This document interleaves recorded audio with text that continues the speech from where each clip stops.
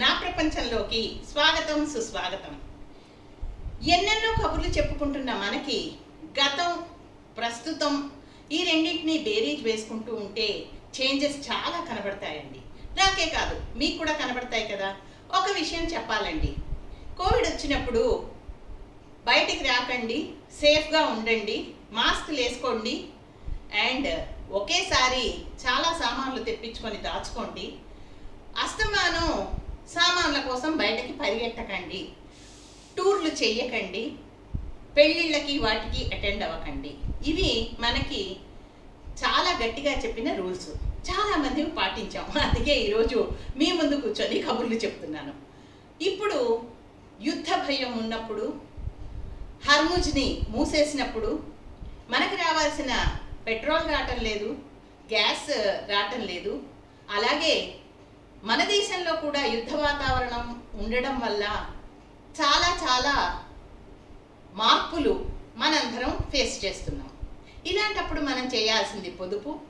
అలాగే ఆడంబరాలకు పోయి functions arrange చేసుకొని ఫంక్షన్స్ కోసమని ఖరీదైన బంగారం వెండి కొంటూ మన ఇన్కమ్ని మనమే సేవింగ్స్ని తగ్గించేసుకున్నాం అనుకోండి, నిజంగా అవసరం వచ్చి సేవింగ్స్తో పాటునే మనం ఖర్చు పెట్టుకోవాలి అనే అవసరం వచ్చినప్పుడు మన దగ్గర సేవింగ్స్ తక్కువ అవుతాయి కాదంటారా? అందుకే ఇప్పుడు మన దగ్గర వాడకుండా ఓల్డ్ డిజైన్లో ఉన్న చాలా ఆర్నమెంట్స్ ఉంటాయి.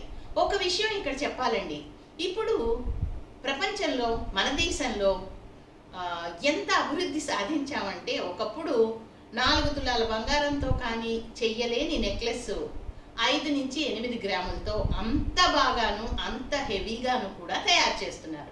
మీరు ఒక్కసారి గోల్డ్ షాప్లకు వెళ్ళారనుకోండి, రకరకాల ప్రెషియస్ స్టోన్స్తో చక్కటి డిజైన్స్తో తక్కువ వెయిట్లో అత్యద్భుతమైన నగలు ఉన్నాయి. అంటే ఒకవేళ మీ ఇంట్లో ఫంక్షన్ ఉందనుకోండి, మీరు ఒక 20 తులాలు కొని చేయించాలి అన్నప్పుడు ఇంట్లో ఉన్న ఒక 5 నుంచి 6 తులాల బంగారంతో మేనేజ్ చేయొచ్చు. ఇది నేను అనుభవపూర్వకంగా చేసి మీకు చెప్తున్నాను. ఎందుకంటే ఒకప్పుడు లాంగ్ హారాలు కావాలి అంటే 4 నుంచి 5 తులాలు ఉండాలి. అలాగే కాసుల పేరు చేయాలి అంటే 6 నుంచి 8 తులాలు ఉండాలి. చంద్రహారాలు ఇవైతే కూడా 6 తులాలు లేనిది ఏవి వచ్చేవి కావు. అటువంటి పరిస్థితులు పూర్తిగా మారిపోయాయండి. డిజైన్స్ మారాయి, కొత్త రకాలు వస్తున్నాయి. తక్కువ వెయిట్తో అత్యద్భుతమైన నగలు మనం కొనుక్కోగలం. అయితే దానికి మీకు కావాల్సినవి, ముందుగా మంచి షాప్ని ఎంచుకొని మీ బంగారానికి సరైన వెల కట్టబడిందా లేదా అన్నది తెలుసుకోవాలి. మీ దగ్గర 7 నగలు మార్చాలి అని అనుకున్నారనుకోండి, అన్నీ ఒకే దగ్గర ఒకరికే చూపించకండి. ఒక నగకి, ఒక ఎక్స్చేంజ్కి ఒక కొత్త నగ తీసుకునే ప్లాన్ చేసుకోండి. ఎందుకంటే ఇన్ని కలిపితే కలగాపులగం అయిపోతుంది, మనమే ఎంచుకోవడం కష్టం అవుతుంది. ఓ 2-3 సార్లు రకరకాల షాపులకు వెళ్ళాల్సి వస్తుంది, తప్పదు. కానీ దానిలో ఎంజాయ్మెంట్ వెతుక్కోండి. అంటే ఈ షాప్లో లేని డిజైన్ ఇంకో షాప్ దగ్గర ఉండొచ్చు కదా, అలాగే తక్కువ వెయిట్తో మంచి డిజైన్స్ రావచ్చు కదా.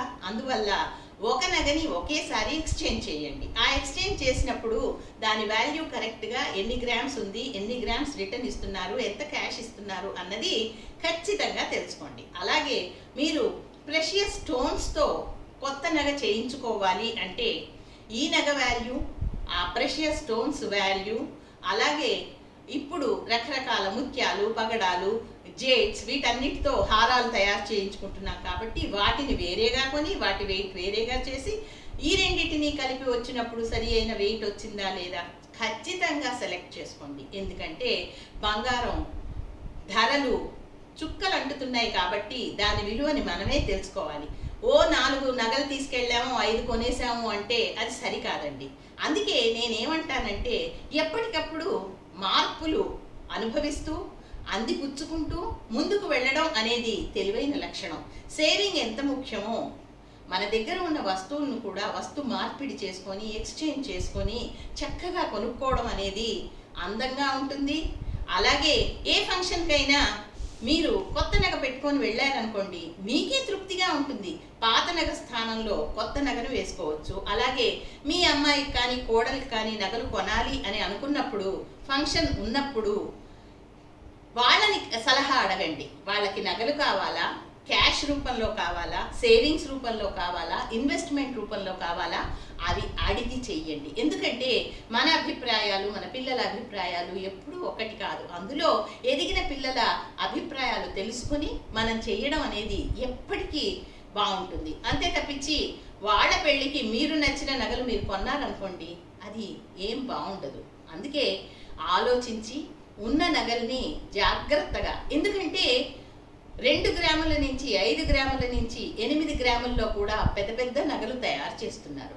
ఇవన్నీ మనం చూసిన తర్వాత మన ఇన్వెస్ట్మెంట్ని, అంటే కొత్త బంగారం కొనడం అనే ప్లాన్ని కొంచెం పక్కన పెట్టి మన దగ్గర ఉన్న వాటిని మార్చుకుంటే చాలా సులభతరంగా ఫంక్షన్స్ జరుగుతాయి. ఇంకొక విషయం అండి, ఫంక్షన్ అనగానే తెలిసిన వాళ్ళని తెలియని వాళ్ళని ఓ 1500 మంది నుంచి 2000 మంది వరకు పిలిచేస్తూ ఉంటాం. ఇది ఇక మీదట మనం మానేయాలి. ఎందుకంటే పెళ్ళి అనేది చాలా సౌభాగ్యంగా మనందరి ముందు జరిగి మనం తృప్తిగా చూసుకోవాల్సిన కార్యక్రమం. అందువల్ల మన చాలా దగ్గరి బంధువుల మధ్య వివాహ కార్యక్రమాన్ని పూర్తి చేసుకొని అందరికీ ఒక రిసెప్షన్ని ఏర్పాటు చేసి ఆనందించాలి. అది కూడా తక్కువ మందితో. ఒక్క విషయం అండి, తక్కువ మందితోనే కాదు, ఊరికే 130 ఐటమ్స్ పెట్టామా లేదా అన్నట్టు కాకుండా, పెట్టినవి రుచిగా శుచిగా చక్కగా పంక్తి భోజనంలో పెట్టామనుకోండి, అందరూ కూడా ఆనందిస్తారు, పిల్లలు కూడా సంతోషిస్తారు. ఇప్పట్లో ఏ పిల్లలు కూడా వ్యర్థంగా ఫుడ్ని వేస్ట్ చేస్తే ఎవ్వరూ ఒప్పుకోరండి. ఒక్కసారి ఈ విషయాలు నేను చెప్పినవి ఆలోచించండి.